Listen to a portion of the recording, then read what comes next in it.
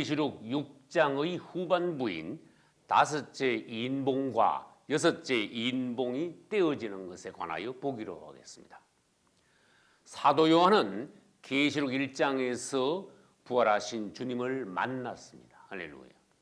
그리고 2장과 3장에서 요한은 아시아 7교회에 관한 상황을 기록하였습니다. 그리고 4장에서 그는 주님의 명에 따라 하늘에 올라가 주님의 보좌와 그 주위의 광경들을 보았고, 5장에 와서 이제 요한은 하나님의 오른손에 들려져 있는 책을 보았습니다. 그 책은 7인으로 봉함이 되어 있었습니다. 이것은 예수 그리스도, 어린 양이신 예수, 사망을 이기시고 부활하신 어린 양 예수님만이 뗄 수 있는 그러한 하나님의 비밀의 책인 것입니다. 하나님의 오른손에 있는 책이 7인봉으로 봉함되었다는 것은 그만큼 그 책이 하나님의 비밀의 책이라는 것입니다. 그리고 아무나 뗄 수 없는 책이라는 것입니다. 지난주에 우리는 계시록 6장에 들어와서 우리 예수님께서 첫째 인부터 시작하여 넷째 인까지 떼시는 장면을 보았습니다. 그때 무슨 일이 일어났습니까? 네 마리의 말이 계속 달리는 장면이 나왔습니다. 그것을 다른 말로 사두경마라고 합니다. 6장 1절부터 8절에 기록된 사두경마의 내용을 한마디로 말하면 무엇입니까? 그것은 예수 그리스도께서 부활 승천하시고 난 이후 주님께서 곧 다시 오실 때까지의 세계 정세의 흐름을 요약하여 보여주신 것입니다. 첫째는 흰 말이요, 둘째는 붉은 말이요, 셋째는 검은 말이요, 넷째는 청황색 말입니다. 이것은 복음과 전쟁과 기근과 사망을 나타냅니다. 의인화한 것입니다. 복음과 전쟁과 기근과 사망, 이 네 가지야말로 지난 2000년간의 인간 역사의 요약이라고 할 수 있다는 것입니다. 이제 우리는 다섯 번째 인과 여섯 번째 인이 떼어지는 장면에 오늘 왔습니다. 그것은 6장 9절부터 17절까지의 내용입니다. 그러면 다섯 번째 인봉이 떼어질 때 무슨 일이 일어납니까? 9절부터 11절까지는 다섯 번째 인봉이 떼어집니다. 그때 순교자들이 하나님께 호소하는 장면이 나옵니다.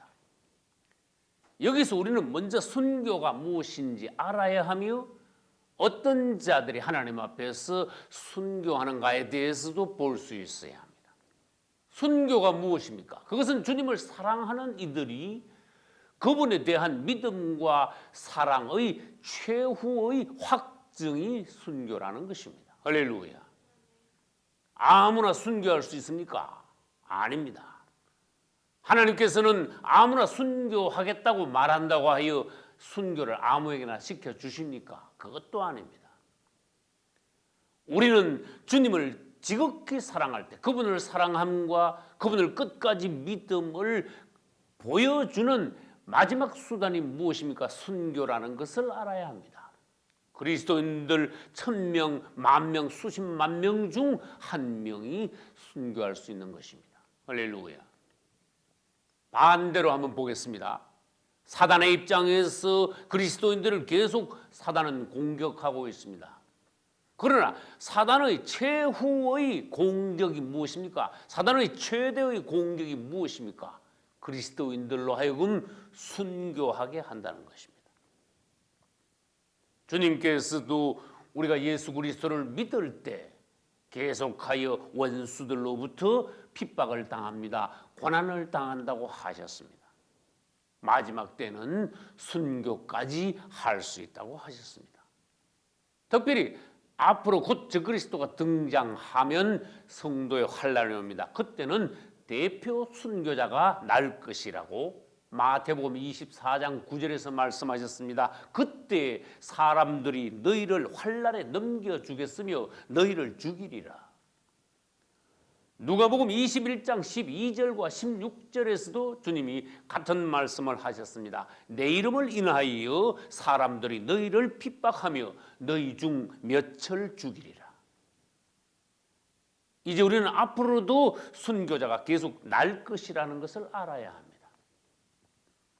여러분 중에 순교할 수 있는 그리스도인들이 있다면 그가 이 시대 최고의 그리스도인입니다. 할렐루야. 초대교회의 특징이 무엇입니까? 순교자가 많았다는 것입니다. 할렐루야. 반대로 오늘날 기독교의 특징은 무엇입니까? 순교자가 거의 없다는 것입니다. 초대교회와 지금 말세교회의 상황은 반대가 되고 말았습니다. 하나님의 복음이 가는 곳마다 원수들이 그냥 있지 않았습니다. 그것은 역사의 증거입니다.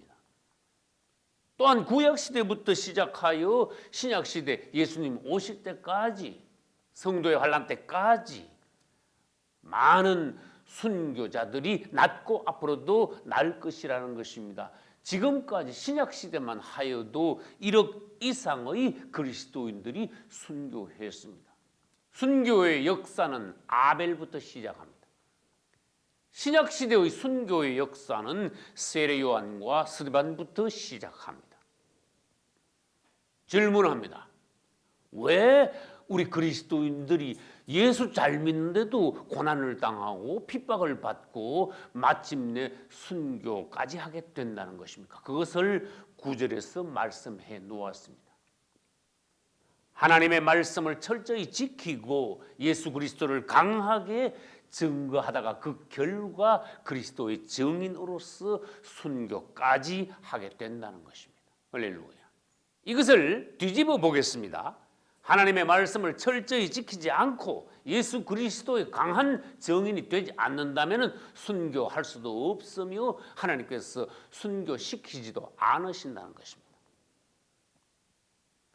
기왕 예수 믿으려면 순교의 정신을 가지고 주님을 믿을 때 그분 앞에서 우리가 인정받을 수 있을 것입니다. 우리의 믿음은 언젠가는 반드시 테스트를 받게 되어 있습니다.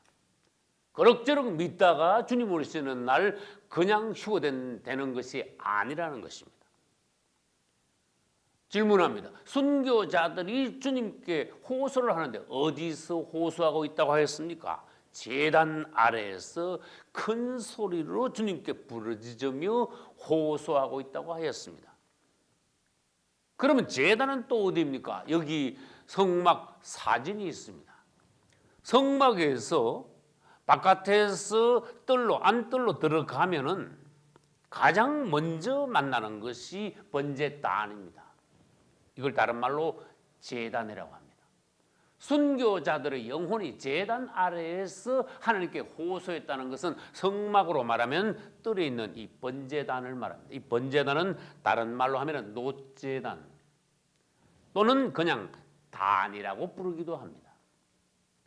구약시대 때 백성들이 양이나 소 등을 끌고 와서 하나님께 제사 드릴 때 제사장들은 이 뜰에서 제물을 잡습니다. 그래하여 피는 이 제단 주위에 뿌립니다. 그리고 고기는 제단 위에 얹어서 태우 하나님께 드립니다. 이것은 무엇을 예표합니까? 우리 주 예수 그리스도께서 제단으로 예표되는 십자가에서 우리를 위하여 피를 흘리심으로써 십자가 주위에 피를 흘린 결과 모든 인류의 죄를 도말하셨다는 것입니다. 주님을 찬양합니다. 역시 다섯째 인을 떼일 때 순교자들의 영혼이 주님께 호소한다는 것은 무엇입니까? 영 안에서 하나님의 제단 아래, 순교자들이 하나님의 제단 아래에서 그분께 호소하는 것은 그들이 벌써 그들의 몸을 하나님께 드리고 그들의 피가 제단 주위에 뿌려졌었다는 것을 말하고 있습니다. 구약시대 때 제물을 가져와서 제단 앞에서 잡았습니다. 예수님께서는 십자가에서 그분의 몸을 드렸습니다. 우리를 위하여 피를 흘렸습니다. 순교자들도 마찬가지입니다. 순교자들도 자신의 몸을 주님께 드리고 또 그분을 위하여, 복음을 위하여 그들의 피를 제단 아래에 흘렸다는 것입니다. 이 제단 아래는 주님 모시기에 영 안에서 제단 아래이지만 실제적으로 말하면은 낙원이라고 할 수 있습니다. 여러분, 순교자들이 지금 어디 있습니까? 예수 믿고 죽은 자들이 어디 있습니까? 낙원에 있습니다. 할렐루야. 그럼 반대로 예수 믿지 않고 죽은 자들은 어디 있습니까? 엄부에 떨어졌습니다. 그것은 누가복음 16장에서 부자와 나사로의 이야기에서 우리는 분명히 볼 수 있는 것입니다. 이제 우리는 무엇을 볼 수 있는가 하면은 순교자들이 제단 아래에서 호소를 할 때 하나님께서 그들에게 응답하신다는 것입니다. 이때의 호소는 언제부터 시작되었습니까? 창세기 4장부터 순교자들의 영혼이 계속 지금까지 호소를 하고 있는 것입니다. 창세기 4장 10절에서도 주님께서 말씀하셨습니다. 아벨의 핏소리가 땅에서 내게 호소하느니라. 호소의 내용은 무엇입니까? 10절에 있습니다. 땅에 있는 사람들을 심판하여 우리의 피를 속히 신원하여 주시옵소서. 신원하여 달라는 것은 원수를 갚아 달라는 것입니다. 원한을 풀어 달라는 것입니다. 그날은 언제입니까? 그들이 주님께서 공중 재림하시는 날 영혼과 육체가 하나가 되어 첫째 부활에 참여하여 주님 앞으로 휴거되는 날입니다. 할렐루야.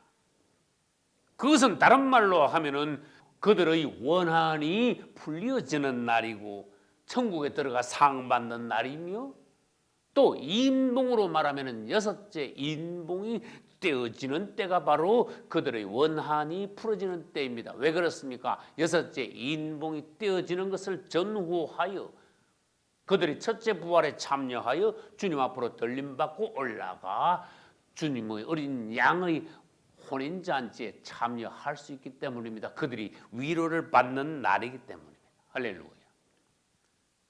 여기서 우리는 낙원이라는 것에 관하여서 다시 한번 살펴보아야 합니다. 아까 제가 말씀드렸습니다. 제단 아래가 사실 실제적으로 말하면 낙원이라고 말했습니다.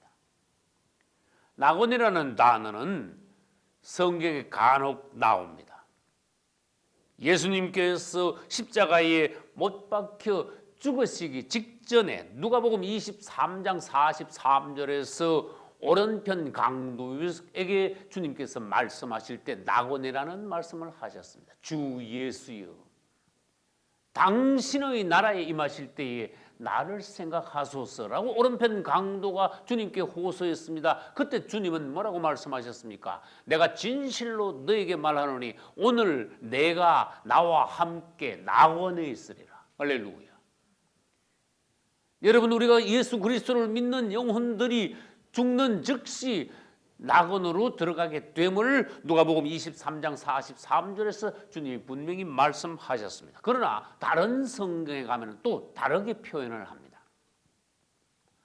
마태복음 12장 40절에서 주님은 요나를 들으러 말씀하십니다. 요나와 예수 그리스도를 비유하여 말씀하셨습니다. 다른 말로 하면은 요나는 예수 그리스도에 대한 예표적인 인물입니다.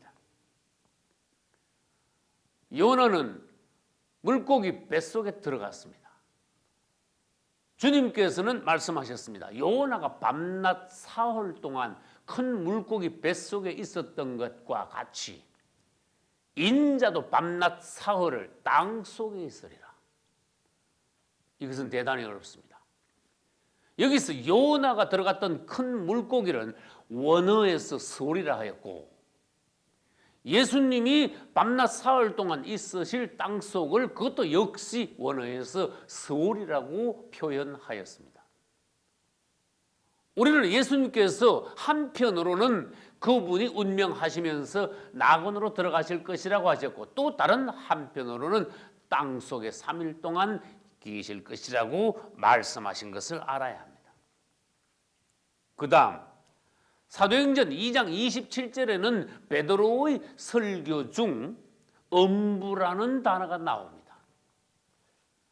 그분이 엄부의 영혼이 버려지지 않고 또 거룩한 예수 그리스도께서 엄부에서 썩음을 당치 않을 것이라고 베드로는 설교 중에 구약의 시편을 들어서 인용하여 설교를 했습니다.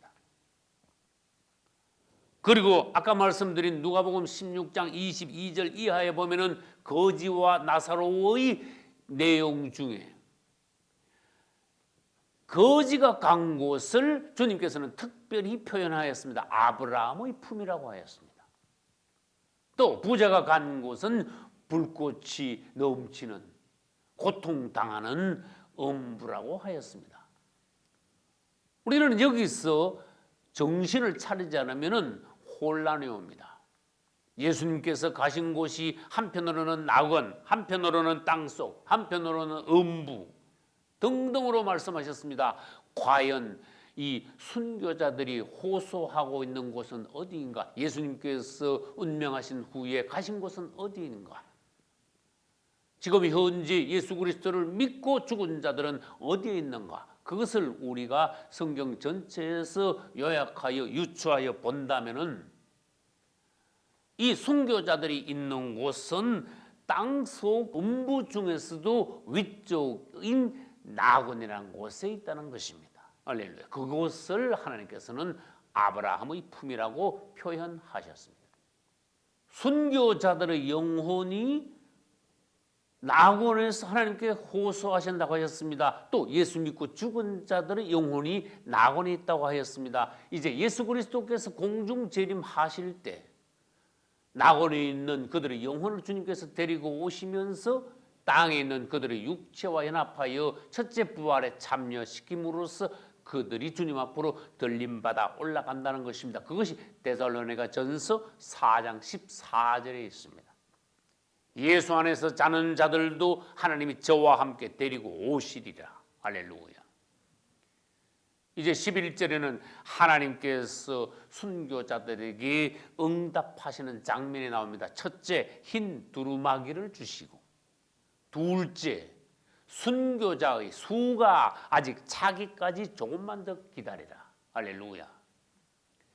흰 두루마기는 무슨 옷입니까? 긴 옷으로서 제사장이나 왕의 복장을 말합니다. 색깔이 희다는 것은 그들의 정결함과 그들의 의로움을 말하고 있습니다. 하나님께서 그들을 인정하신다는 것입니다. 그리고 그들이 조금만 더 기다려 앞으로 남은 순교자들의 수가 차면 이제 곧 그들의 기도가 응답될 것이라는 것입니다. 할렐루야. 순교자들의 수는 언제 차게 됩니까? 앞으로 성도의 환란이 오게 됩니다. 그때 가면은 순교자들의 수가 차게 됩니다. 순교자들의 수가 차는 것이 바로 아까 말씀드린 대로 여섯째 인이 떼어질 때라는 것입니다. 여섯째 인이 떼어질 때 첫째 부활이 있습니다. 여섯째 인이 떼어질 때 예수 그리스도께서 공중 재림하시며 첫째 부활이 있으며 또한 성도들의 휴거가 있을 것입니다. 할렐루야. 이제 12절 이하에서는 천재지변이 일어나는 여섯째 인이 실제로 떼어지는 장면이 나옵니다. 여섯째 인이 떼어질 때 무엇이 있습니까? 대환란의 예고편이 있다는 것입니다. 여섯째 인이 떼어질 때 또한 어떤 일이 있습니까? 주님께서 앞으로 곧 심판을 하신다는 예고와 경고를 하시는 장면이 여섯째 인을 떼일 때입니다. 사도 요한은 하늘에 올라가서 하나님 앞에서 모든 것을 보았을 뿐만 아니라 장차 일어날 심판에 대한 대환란에 대한 모든 장면들을 보고 기록하였습니다. 할렐루야. 여섯째 인을 뗄 때의 장면을 우리는 조금 전에 읽었습니다. 이 장면은 무엇입니까? 한마디로 말해서 대환란에 대한 예고편입니다. 여섯째 인을 뗄 때의 모든 장면들은 실제로 일어나는 것이 아니라 앞으로 계시록 16장, 17장, 18장, 계시록 19장까지 모든 사건들에 대한 예고편이 여섯째 인을 뗄 때 보여주시는 것인 것입니다. 할렐루야. 여섯째 인을 뗄 때 천재지변이 일어나는 장면을 보여주셨죠. 그러니까 우리는 지금 현재 어디에 살고 있습니까? 그래 묻는다면 여섯째 인을 떼기 직전에 살고 있습니다. 이렇게 말하면 됩니다. 할렐루야. 여섯째 인의 사건은 순교자들이 하나님 앞에 계속 기도하면서 호소했죠. 순교자들의 호소에 대한 하나님의 응답이 무엇입니까? 바로 여섯째 인의 사건이라는 것입니다. 할렐루야. 여섯째 인이 떼어질 때 천재지변이 일어납니다. 그것은 6가지로 나타낼 수 있습니다. 첫째, 큰 지진이 납니다. 둘째, 해가 총담같이 즉 까맣게 된다는 것입니다. 셋째, 달은 피같이 된다고 하셨고, 넷째, 별들은 선 과일이 떨어지듯이 땅으로 우두두 떨어진다고 하였습니다. 다섯째, 하늘은 어떻게 된다고 하였습니까? 종이축이 둘둘 말려 나가듯이 우리가 보는 첫째 하늘이 말려 나간다고 하였습니다. 마지막 6번째로 산과 섬들이 요동친다고 하였습니다. 이 장면은 마태복음 24장 29절에도 있습니다. 그리고 누가복음 21장 25절에도 있습니다. 이 내용들은 바로 대환란을 나타내고 있는 것입니다. 누가복음 21장 26절에서는 그때 사람들이 세상에 임할 일을 생각하고 무서워함으로 기절하리라. 이 장면이 바로 계시록 6장에서 6째 인을 뗄 때와 같은 장면입니다. 누가복음 23장 30절도 6째 인을 뗄 때와 같은 장면이 나옵니다. 그때 사람들이 산들을 대하여 우리 위에 무너지라, 우리를 덮어라 하리라. 불신자들이 땅에 남아 하나님의 심판이 내려질 때 그들이 얼마나 무서워하며 기절할 것인가에 관하여 말씀하셨습니다. 우리는 그때 어디 있습니까? 휴거되어 어린 양의 혼인잔치를 시작하고 있을 것입니다. 주님을 찬양합니다. 이제 땅에서 놀라운 환란이 시작될 때 주님은 이미 공중에서 징조를 보이시면서 구름을 타고 오시어 그분의 사랑스러운 신부들을 데리고 가신다고 하셨습니다. 6째 인을 뗄 때하고 똑같은 장면이 어디 있습니까? 마태복음 24장 29절에 있습니다. 그러면 29절을 지나 30절에는 바로 무엇이 나옵니까? 주님께서 재림하시는 장면이 나옵니다. 그때에 인자의 징조가 하늘에서 보이겠고 인자가 구름을 타고 능력과 큰 영광으로 오는 것을 보리라. 할렐루야. 이제 도표를 통하여서 5째 인과 6째 인이 떼어지는 장면을 보기로 하겠습니다. 여기 첫째 인부터 시작하여 마지막 7 대접까지 부어지는 장면에 대한 도표가 있습니다. 이 도표는 3대 7중 재앙의 도표입니다. 우리가 이 중에서 오늘 볼 것은 5째 인봉과 6째 인봉이 떼어질 때의 장면인 것입니다. 지난주 우리는 무엇을 보았습니까? 첫째 인봉부터 넷째 인봉까지 떼어지는 것을 보았습니다. 앞으로 적그리스도가 출현하면은 넷째 인봉까지 떼어지는 것이 맞춰지게 될 것입니다. 다시 말해서 사두경만은 언제까지 달립니까? 적그리스도가 나타날 때까지 사두경만은 계속 달린다는 것입니다. 그 다음 5째 인봉은 언제까지 떼어집니까? 예수 그리스도께서 공중 재림하시고 첫째 부활이 있고 성도들의 휴거가 있을 때까지 5째 인봉은 계속된다는 것입니다. 그러나 5째 인봉이 떼어지기 시작한 것은 수천 년 전부터 계속된 것입니다. 5째 인봉이 떼어질 때 주님께서는 무엇을 보여주셨습니까? 순교자들이 제단 아래에서 호소하는 장면을 보여주셨습니다. 그것은 그들의 원한을 갚아달라는 것입니다. 그들이 빨리 첫째 부활에 참여할 수 있도록 해달라는 것입니다. 할렐루야. 그 응답으로 무엇이 있습니까? 6째 인봉이 떼어집니다. 여섯째, 인봉이 떼어지면서 천재지변이 일어납니다. 하나님의 심판, 즉 대환란의 예고편이 보여지는 것입니다.